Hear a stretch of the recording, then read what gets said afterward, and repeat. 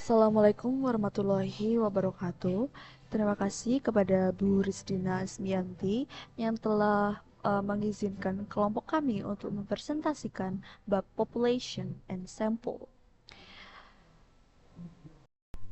Sebelum kita memasuki ke pembahasan, izinkan saya untuk memperkenalkan anggota-anggota dari kelompok satu. Pertama, ada saya, Gianza Puspita dengan NP Makhir 125, lalu ada Kak Adinda dengan NP Makhir 194, ada Dava Akbar Azhar dengan NP Makhir 123, lalu ada Muhammad Wongso Prasetyo dengan NP Makhir 144. Langsung saja ke pembahasan yang pertama. Di sini dikatakan di PPT ini yang pertama adalah mengapa sih kita itu memerlukan adanya sampel. Jika mewawancarai ribuan bahkan ratusan orang, itu akan memakan waktu, tenaga, dan biaya yang banyak.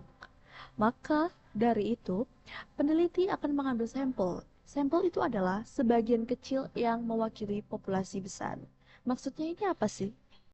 Nah, sebelum kita riset, idealnya peneliti itu tuh perlu yang dinamakan populasi. Bukan perlu sih, kayak kita tuh harus tahu kondisi populasi. Tapi jika kita kayak mewawancarai populasi itu, katakan populasi itu tuh banyak banget ya, katakan 100.000 karyawan. Tidak mungkin kita mewawancarai 100.000 karyawan itu untuk misal memeriksa apakah mesin ini tuh rusak atau enggak sebenarnya gitu. Enggak mungkin 100.000 karyawan itu kita wawancarai semua. Itu bakalan memakan waktu, tenaga, dan pokoknya banyak hal yang tidak terkira. Nah, maka dari itu, peneliti itu harus banget memerlukan yang dinamakan sampel. Yaitu apa? Yaitu sebagian kecil itu yang mewakili populasi besar. Dengan cara mengambil sampel ini, hasil riset itu bisa tetap akurat, tapi bisa lebih hemat dan minim dari kesalahan. Karena orang yang terlibat itu tidak terlalu lelah atau jenuh. Maksudnya apa? Si peneliti dan si sampel ini. Begitu. Nah, dikatakan di PPT ini juga ada istilah penting dalam sampel. Di dalam e-book itu ada 5. Populasi, elemen sampel, unit sampling, dan subjek. Oke, saya akan membahas di dalam PPT populasi. Itu semua. Misal orang, kejadian, benda yang akan dipelajari atau akan diteliti. Yang kedua ada elemen. Ini adalah satu anggota dari populasi tersebut. Satu anggota dari populasi tersebut dinamakan elemen. Lalu yang ketiga ada sampel. Ini adalah bagian kecil yang dipilih dari populasi. Seperti yang saya katakan tadi, sampel adalah suatu kecil yang mewakili dari populasi. Lalu yang keempat ada unit sampling. Ini adalah kelompok atau bagian yang dipilih pada suatu tahap pengambilan sampel. Jadi sampel-sampel tersebut itu dikelompokkan. Nah, itu yang dinamakan unit sampling. Lalu yang terakhir itu ada subject. Nah, ini tuh satu anggota dari sampel. Saya akan menjelaskan satu-satu dari uh, kelima istilah penting di dalam sampel ini. Jadi populasi, yang pertama populasi ini adalah contohnya.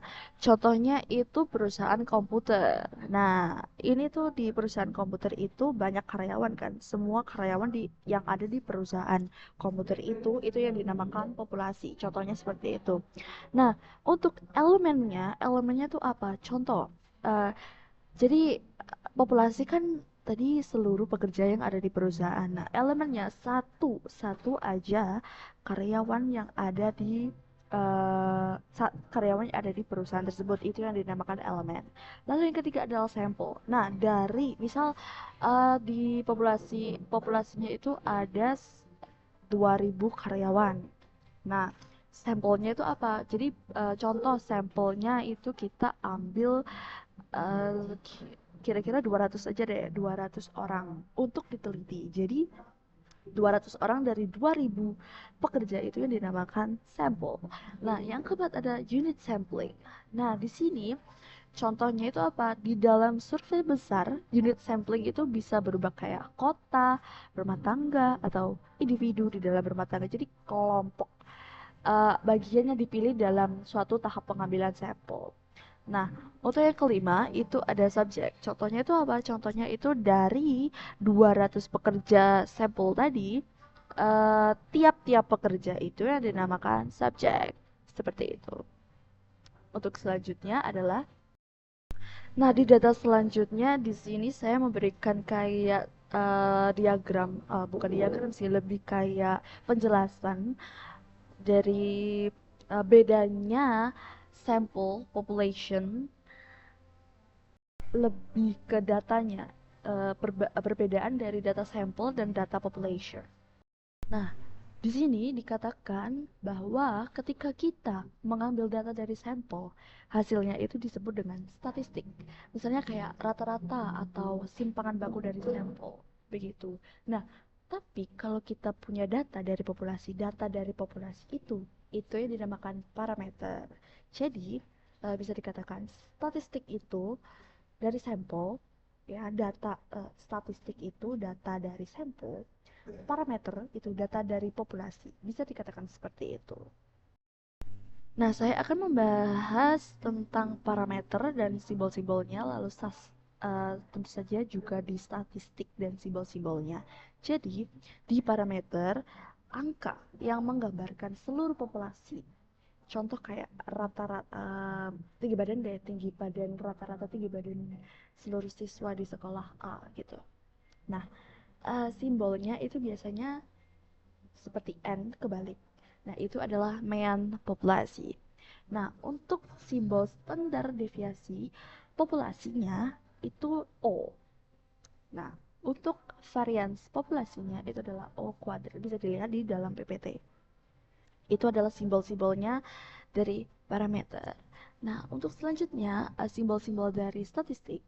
Nah, ini tuh angka yang dihitung dari sampel yang saya jelaskan tadi. Jadi, contoh rata-rata tinggi badan dari siswa-siswa di SMA tersebut itu sampelnya biasanya simbolnya itu X yang ada garis atasnya. Nah, itu adalah mean sample, namanya mean sample. Lalu yang kedua itu ada S. S itu apa? S itu adalah standar deviasi sampel. Nah, yang ketiga adalah S kuadrat. Itu adalah variance sample. Jadi bisa dibedakan ya simbol-simbol sampel dan simbol-simbol populasi. Nah, lalu di dalam PPT itu ada panah dari sampel ke population, itu ada estimate.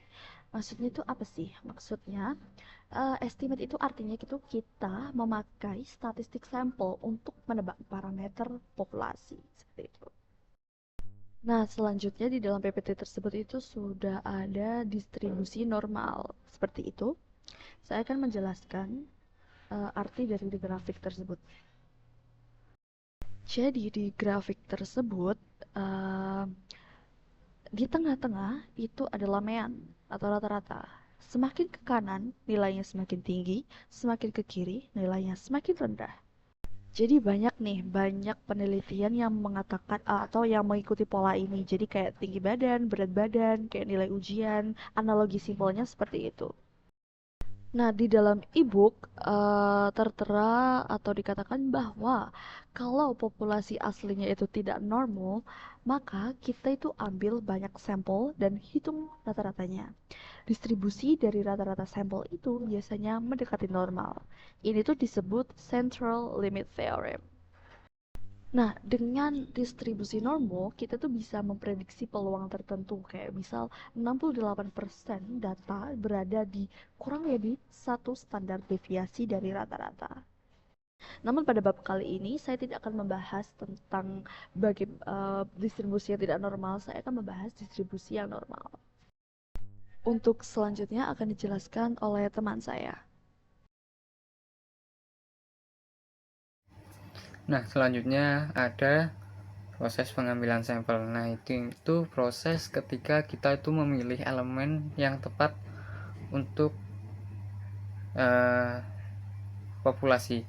Nah, sehingga studi sampel dan pemahaman tentang sifat atau karakteristik itu memungkinkan kita untuk menggeneralisasi sifat atau karakteristik tersebut ke elemen populasi. Nah, ada 5 langkah utama untuk pengambilan sampel, kayak mendefinisikan populasi. Nah, ini tuh itu pengambilan sampel dimulai ketika kita mendefinisikan populasi target sesuai kenyataan atau yang tepat. Nah, populasi target itu harus didefinisikan berdasarkan elemen batas geografis dan waktu. Nah, yang kedua itu ada menentukan kerangka sampel. Nah, kerangka sampel ini tuh istilahnya representasi fisik dari semua elemen populasi yang menjadi sumber sampel. Nah, terus ada yang ketiga tuh menentukan desain pengambilan sampel. Nah, di sini tuh ada 2 desain atau 2 jenis pengambilan sampel. Yang pertama tuh pengambilan sampel probabilitas dan non probabilitas. Nah, dalam sampel probabilitas ini, elemen-elemen yang ada dalam populasi itu memiliki peluang atau probabilitas yang diketahui dan bukan nol. Jadi sebagai suatu objek yang dipilih. Nah, kalau pengambilan sampel non probabilitas itu elemen-elemen ini tidak memiliki peluang yang diketahui, atau bisa dibilang kebalikannya dari yang probabilitas. Nah, terus yang keempat tuh menentukan ukuran sampel yang tepat. Nah, kita itu harus berkaca dari beberapa faktor untuk memenuhi atau mengukur ukuran sampel, kayak tujuan penelitian itu kayak gimana, terus tingkat presisi yang diinginkan atau bisa dibilang interval kepercayaan, terus juga resiko yang didapat dalam memprediksi tingkat presisi, terus juga jumlah variabilitas dalam populasi itu sendiri. Terus kelima tuh ada kayak kendala biaya sama waktu. Terus untuk yang keenam itu kayak dalam beberapa studi itu ukuran populasi itu diambil dari peristiwa itu sendiri. Nah, yang terakhir tuh menjalankan proses pengambilan sampel. Nah, ini tuh istilahnya tahap akhir dalam pengambilan sampel. Jadi keputusan itu harus berkenan dengan populasi sasaran. Terus kerangka pengambilan sampel, teknik sampel, dan ukuran sampel yang harus dilaksanakan. Nah, selanjutnya probabilitas sampel yang udah dijelasin di langkah utama pengambilan sampel yang ketiga. Nah, ini tuh probabilitas sampel ini bakal dibagi menjadi 2. Yang pertama tuh unrestricted or sample random sampling, atau kita bilang pengambilan sampel acak sederhana atau tidak terbatas. Nah, ini tuh metode di mana setiap elemen dalam populasi memiliki peluang yang sama dan diketahui untuk dipilih sebagai objek penelitian. Tuh, jadi teknik ini tuh istilahnya distribusi karakteristik dalam sampel itu cenderung mewakili distribusi dalam populasi, sehingga hasil penelitian ini lebih generalisable. Nah, selanjutnya ada restrict or complex probability sampling, atau pengambilan sampel probabilitas terbatas atau kompleks. Nah, ini tuh metode ini tuh menawarkan efisiensi yang lebih tinggi dan lebih istilahnya lebih alternatif di beberapa kasus. Nah, ada beberapa bentuk utama, yaitu systematic sampling, terus stratified random sampling, terus cluster sampling, terus area sampling, dan doctor sampling. Nah, masing-masing tuh punya kelebihan sama kekurangannya masing-masing. Nah, terus ada review or probability sampling design. Nah, ini dari penjelasan tadi, probability sampling ini punya dua bentuk dasar, yaitu random sampling yang bersifat bebas dan juga complex probability sampling yang terbatas namun lebih bervariasi. Selanjutnya ada skala ukuran reflektif versus skala ukuran formatif. Nah, dalam penelitian itu skala pengukuran dapat bersifat reflektif atau formatif. Pada skala reflektif itu butir-butir pertanyaan diharapkan saling berkorelasi karena semuanya dianggap mencerminkan satu konstruksi yang sama. Sebaliknya, pada skala formatif, item tidak harus saling berkorelasi karena setiap item itu mewakili dimensi berbeda yang bersama-sama membentuk suatu konstruksi. Nah, dengan demikian, pemahaman mengenai perbedaan dua jenis skala ini itu sangat penting agar peneliti dapat menggunakan metode analisis yang tepat dengan sifat konstruksi yang diukur. Nah, selanjutnya ini tuh apa tuh? Kayak gimana sih kayak skala reflektif tuh? Untuk skala reflektif itu kayak skala di mana semua item itu diharapkan memiliki korelasi karena didasarkan pada satu konstruksi mendasar yang sama. Setiap perubahan dalam konstruksi akan tercermin pada seluruh item yang menyusunnya. Terus kalau kayak skala formatif itu kayak gimana? Skala ini tuh biasanya kayak digunakan ketika suatu konstruksi dipandang sebagai gabungan penjelas dari indikator-indikator. Setiap dimensi yang menyusun konstruksi berdiri sendiri dan tidak berkorelasi dengan dimensi lain. Itu. Selanjutnya kita membahas tentang intermezzo, yaitu contoh situasi saat desain sampling tertentu tepat digunakan. Yang pertama, simple random sampling. Desain sampling ini paling tepat digunakan ketika tujuan utama penelitian adalah menggeneralisasikan temuan ke seluruh populasi. Contohnya yaitu ketika adanya perusahaan dengan 82 karyawan, Wakil Presiden ingin tahu apakah perlu dibuat aturan jam kerja fleksibel. Direktur merasa semua sudah nyaman dengan jam 9 hingga 5 sore. Supaya bisa meyakinkan Wakil Presiden, Direktur melakukan survei kecil dengan cara mengundi acak, yaitu semua karyawan yang punya peluang sama untuk dipilih. Hasil survei ini dianggap mewakili keseluruhan karyawan. Yang kedua yaitu stratified random sampling. Desain ini paling cocok jika kita ingin mengetahui informasi dari kelompok berbeda dalam suatu populasi yang memang sudah kita mengetahui mempunyai ciri yang berbeda. Contohnya yaitu apabila terdapat sekolah yang memiliki 3 kelas yaitu A, B, dan C, kita ingin tahu apakah pendapat murid tentang makanan di kantin. Kalau hanya ambil acak semua murid tanpa lihat kelas, bisa saja satu kelas tidak terwakili. Sehingga dengan stratified sampling kita ambil acak beberapa murid dari setiap kelas. Hasilnya lebih adil dan mewakili dari semua kelas tersebut.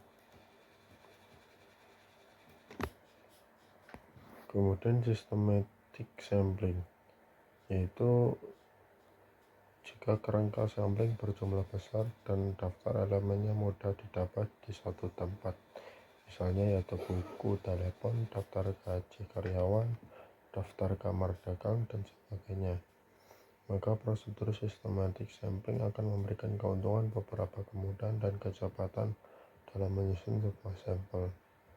Contohnya yaitu ketika kita misalnya mengambil daftar karyawan, kita bisa memilih dari daftar 100 orang, kita pilih setiap orang ke 10. Selanjutnya yaitu cluster sampling.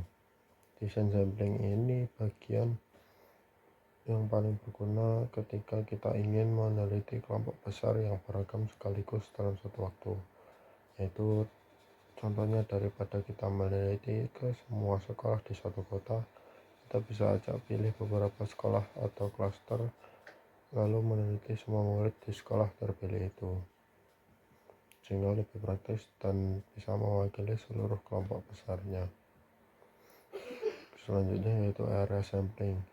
Sampling ini cocok dipakai kalau penelitian hanya difokuskan kepada wilayah ataupun daerah tertentu.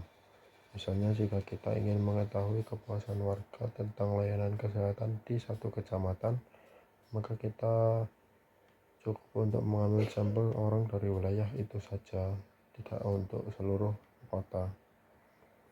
Kemudian double sampling. Desain ini memberi informasi tambahan dengan biaya ekstra yang sangat sedikit. Contohnya yaitu apabila kita survei dengan 100 orang tentang belanja online, lalu dari 100 orang itu kita pilih lagi sebagian untuk ditanya lebih detail, misalnya soal metode pembayaran, sehingga kita dapat informasi lebih banyak tanpa harus survei orang baru sejumlah 100 orang itu tadi. Kemudian convenience sampling ini termasuk sebagai non-probability sampling, sehingga hasilnya tidak bisa digeneralisasi. Biasanya dipakai kalau kita membutuhkan informasi secara cepat untuk sekedar merasakan suatu fenomena ataupun variabel yang sedang diteliti. Contohnya yaitu jika seorang dosen ingin tahu tentang pendapatnya dari kantin baru dari mahasiswa, ia akan langsung tanya kepada mahasiswa yang kebetulan lewat di depan kelasnya, sehingga lebih cepat, praktis, tetapi tidak dapat mewakili semua mahasiswa. Kemudian judgment sampling, yaitu salah satu jenis purposive sampling. Desain ini dipakai jika penelitian membutuhkan pendapat khusus dari orang yang memang ahli atau berpengalaman di bidang tertentu. Jika menggunakan desain sampling lain, informasi spesial ini tidak bisa atau tidak akan didapatkan. Contohnya yaitu jika ingin meneliti efektivitas obat baru, kita tentunya akan mewawancarai sebuah dokter spesialis daripada orang umum, karena hanya mereka yang punya pengetahuan mendalam tentang topik tersebut. Kemudian kuota sampling, jenis kedua dari purposive sampling. Desain ini dipakai supaya semua kelompok dalam populasi ikut terwakili, sehingga kelompok yang jumlahnya kecil pun tetap masuk dan tidak diabaikan. Contohnya yaitu dalam survei pendapat masyarakat, peneliti memastikan ada kuota responden yaitu pria, wanita, anak muda, bahkan orang tua, sehingga hasil survei lebih seimbang. Selanjutnya membahas tentang isu dari presisi dan keyakinan dalam menentukan ukuran sampel. Presisi dalam menentukan ukuran sampel yaitu presisi menunjukkan seberapa dekat hasil estimasi sampel dengan nilai sebenarnya di dalam populasi. Biasanya kita menebak parameter populasi dalam bentuk rentang atau interval. Contohnya yaitu dari 50 karyawan yang diteliti, totalnya sebesar 300, rata-rata produksi harian yaitu 50 unit. Setelah dihitung, kita memperkirakan rata-rata sebenarnya di populasi ada di antara 40 hingga 60 unit. Jika intervalnya lebih sempit, misalnya 45 hingga 55 unit, artinya presisinya lebih tinggi dari rata-rata produksi harian 50 unit. Presisi dipengaruhi oleh standarnya, yaitu ukuran variasi rata-rata sampel dengan rumus standar deviasi sampel dibagikan dengan akar ukuran sampel. Artinya yaitu semakin besar ukuran sampel, maka semakin kecil standar errornya, sehingga semakin tinggi presisi. Sebaliknya, semakin kecil variasi dalam populasi, semakin kecil hasil, sehingga sampel besar tidak terlalu dibutuhkan. Jika ingin hasil sampel lebih mirip dengan populasi yaitu lebih presisi, biasanya membutuhkan ukuran sampel yang lebih besar, terutama bila populasi sangat bervariasi. Selanjutnya yaitu confidence atau tingkat keyakinan dalam menentukan ukuran sampel, yaitu seberapa yakin kita bahwa estimasi tersebut benar-benar mewakili populasi. Contohnya yaitu jika ada interval 40 hingga 60, ini menunjukkan kurang presisi tetapi tingkat keyakinan lebih tinggi.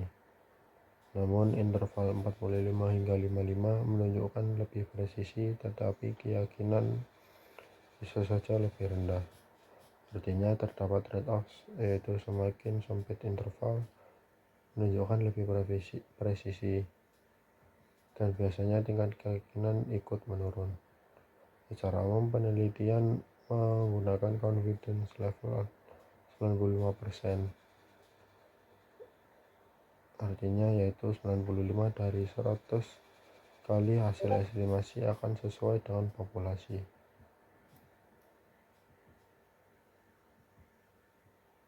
Kemudian presisi dan confidence dalam sampling, itu saat memakai sampel untuk mewakili populasi, kita ingin hasilnya tepat sasaran dan tahu kira-kira seberapa besar kemungkinan errornya. Karena estimasi itu tidak memberi gambaran error, gunakan interval estimasi dengan bantuan statistik Z atau T. Contohnya yaitu dari 64 pelanggan rata-rata belanja $105 dengan simpangan baku 10, kemudian dengan 90% confidence mendapatkan K 1,645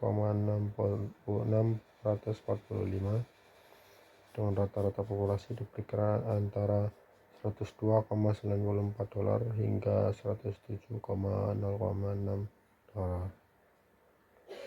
Namun dengan 99% confidence nilai K 2,576 memiliki interval melebar menjadi $101,78 hingga $108,22, menunjukkan yaitu confidence lebih tinggi menyebabkan interval lebih lebar dan presisinya turun. Sehingga jika ingin presisi dan confidence tinggi sekaligus diperlukan sampel yang lebih besar. Sehingga faktor penentu ukuran sampel yaitu variasi dalam populasi, tingkat presisi yang diinginkan, tingkat keyakinan yang dibutuhkan, serta jenis desain sampling yang digunakan. Kemudian trade-off antara confidence dan presisi. Jika ingin presisi tinggi atau confidence tinggi, maka ukuran sampel harus ditambah, kecuali variasi populasi memang kecil. Jika N tidak bisa ditambah, misalnya karena biaya, maka untuk menjaga presisi, confidence harus diturunkan, dan untuk menjaga confidence, presisi harus dikorbankan atau diturunkan. Selanjutnya membahas tentang data sampel dan pengujian hipotesis. Selain untuk memperkirakan parameter populasi, data sampel juga bisa dipakai untuk menguji hipotesis.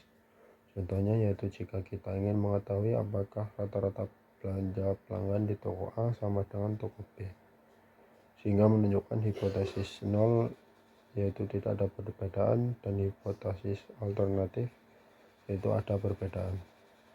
Dari sampel 20 pelanggan di tiap toko, rata-rata toko A yaitu $105 dengan standar deviasi 10, kemudian rata-rata di toko B sebesar $100 dengan standar deviasi 15, sehingga memiliki selisih 5. Setelah dihitung dengan uji T, yaitu nilai T 1,209, menunjukkan ini lebih kecil dari nilai kritis yaitu 1,684 untuk 90% ataupun 2,021 untuk 95%-nya, sehingga menunjukkan perbedaan 5 tidak signifikan, yaitu H0 diterima dengan rata-rata belanja di kedua toko dianggap sama.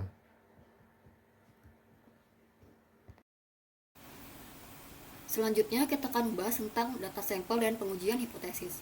Pengujian hipotesis merupakan prosedur statistik yang dilakukan untuk memutuskan apakah hipotesis tertentu tentang populasi diterima atau ditolak berdasarkan data sampel.